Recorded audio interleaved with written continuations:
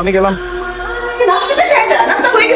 আমার কলেজের বেতনের আজকে লাস্ট ডেট, আর আম্মুর ওষুধ নাই। কি লাগবে টেক্সট করে দিস, আমি নিয়ে আসবো। মা গেলাম। বাই। বাবাজি কি বাইরে যাইতেছে? জি আঙ্কেল। বাবাজি আজকে যে 5 তারিখ ভাড়ার ব্যাপারটা 7 তারিখের মধ্যে পেয়ে যাবেন। 7 তারিখে কিছু পেলে? না, অফিস টাইমে তো কিছু পাওয়া যাচ্ছে না। আমার মনে হচ্ছে না যে রিক্সা সিএনজি পাওয়া যাবে। তো মনে হয় অফিসে লেট হয়ে যাবে। এক কাজ করি, তোকে আমি একটা রাইড শেয়ার ঠিক করে দিই। রাইট, আমি যাবো না। ও ভাই, আপনি কি রাইড শেয়ার করেন? জি ভাই, আমার খুব ইমার্জেন্সি, একটু বললেই যেতে হবে। আমার ওই জন্য ভাড়া বাড়িয়ে দিই। চলেন, আপনার ভাড়া বাড়াই দিতে হবে না, যা আসে তাই দিন। আচ্ছা ভাই। কি ভাই, একটা প্রশ্ন করতে পারি? আপনি অনেক পরিচিত মনে হচ্ছে, তাই তো? আপনি কি বুঝলেন? না বোঝার কি আছে? না, আপনি সোহনা রাইট? কোন ডিপার্টমেন্ট, ফরেস্ট ব্যাচ? জি। আপনি আমাকে চিনতে পারছেন না? আমি সিয়াম। সরি, আমি আসলে আপনাকে চিনতে পারছি না। সোহনা, তুমি যাচ্ছ কোথাও? কেন লিফট দিবেন? রাইড শেয়ারিং আমার অ্যালার্জি আছে, আর বাইক হাঁটলে আমি 2 চোখে দেখতে পারি। তুমি সত্যি আমাকে চিনতে পারছো না? আপনার মতন কাপুরুষকে তো মনে রাখার কিছু নাই। এখন দাঁত খেলায় হাসছেন কেন? কারণ আমি জানি আমার তোমার মনে আছে। চলো একটু সামনে যাই, তোমার সাথে কিছু কথা আছে। বললাম না আমার রাইড শেয়ারিং অ্যালার্জি আছে। সংসারের রেসপন্সিবিলিটিজ আর দিকে পড়াশোনা চাপ সবকিছু মিলিয়ে আসলে সেদিন তোমার সাথে গান করার সাহস আমি পাই। বিয়ে করছে? বাবা পাত্র দেখছে। তুমি বিয়ে করেছো? চাকরি করতে করতে জীবন শেষ আর কি। আচ্ছা, তোমার বাবা কিরকম পাত্র দেখছে? তুমি জানি কি করবে? শোনো, সব মেয়েরা না স্ট্যাবলিশ ছেলে খুঁজে না, আর টাকাওয়ালা জামাই পেছনেও দৌড়ায় না।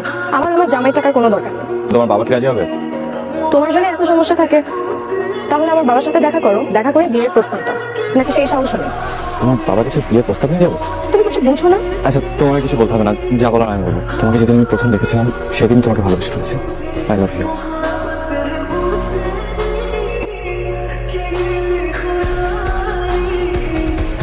কি ব্যাপার, তুমি প্রতিদিন আমাকে লিফট দেবে নাকি? অফকোর্স।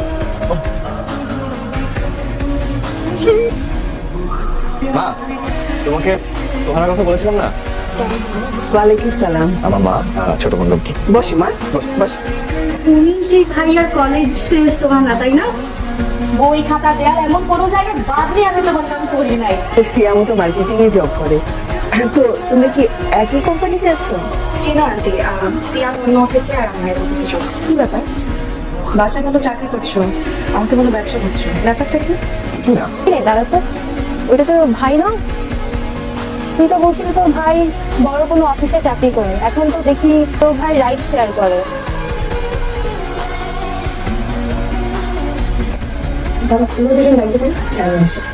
আচ্ছা তোমার যেন কোথায় দেখেছি মনে হচ্ছে, কেমন চেনা চেনা লাগছে। না না আঙ্কেল, কি বলছেন? তোমাকে কোথায় দেখেন? কোথায় দেখেছি তোমাকে, কোথায়? কত যে ভাড়া? 250 টাকা। 250 টাকা করো, আমি 200 টাকা দিয়ে কালকে এসেছি। কিভাবে এসেছেন আমি তো জানি না, তবে অ্যাপসে 250 টাকাই দেখাচ্ছে। না না না, তুমি 50 টাকা বেশি চাচ্ছ। আমি 200 টাকা বেশি দিতে পারবো না। তুমি 200 টাকা নিবা? আমি নিবো না, আপনি মাছ না যান, আপনাকে আমি ফ্রি চালাইলাম, জান। তুমি 200 টাকা নিবা? নিবো না আমি, জান। এটা তোমার 200 টাকা। এই না, আপনি এই টাকা না, নিবো না। মনে পড়েছে তুমি সেই শেয়ার আইটেমটা? আপনার মতো কোনো ভুল হচ্ছে আঙ্কেল। না না না, বুঝতে পারি না। না না বাবা, ও রাইড শেয়ারিং করতে যাবে কেন? না না, তোর ভুল হচ্ছে। তুমি কি মনে করছো আমি বোকা? আমি অত সহজে ভুল করি না। চাকরি করার কথা বললা, রাস্তায় রাস্তায় ভাড়া খাটিস, কিভাবে আমার কাছে মিথ্যা কথা বলতে পারলি তুই? আমি নিজের চোখে দেখছি, সঙ্গে আমার বান্ধবীও দেখছে।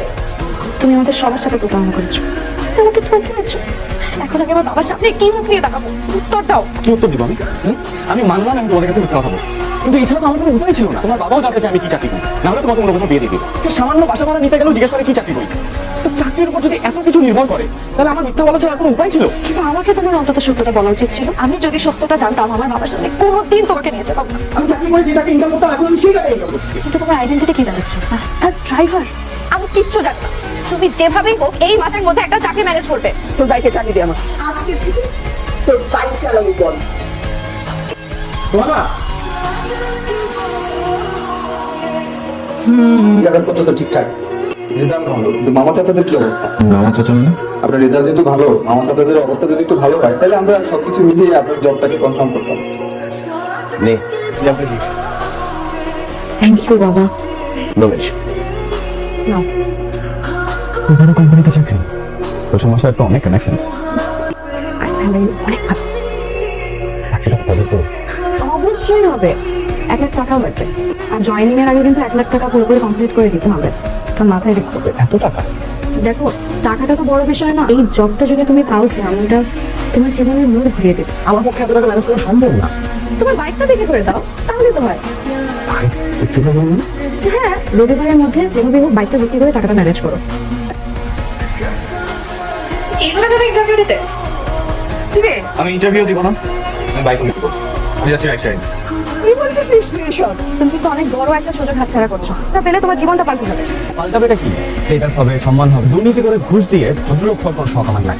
আর লোকজন যে বলবো তুমি রাস্তার ড্রাইভার, সেটা শুনে তোমার খুব ভালো লাগবে? খুব ভালো লাগে। সবাইকে বুক ফুলিয়ে বলবি যে আমার ভাই চুরি ডাকাতি করে না, আমার ভাই সৎ পথে পরিশ্রম। দুর্নীতিকে প্রশ্রয় দেওয়া যাচ্ছে, সৎ পথে যে কোনো কিছু করা অনেক সম্ভব। সিয়াম, তুমি আরেকটা বার ভেবে দেখো। আমি ঠিক কথাই আছি। তুমি বেছে নাও যে তুমি এখানে থাকবা না যাবা। আসি যাই মা, রাতে আসতে দেরি হয়ে যাবে। সাথে নিবে বললে, কিন্তু নিয়ে তো গেলাম। আচ্ছা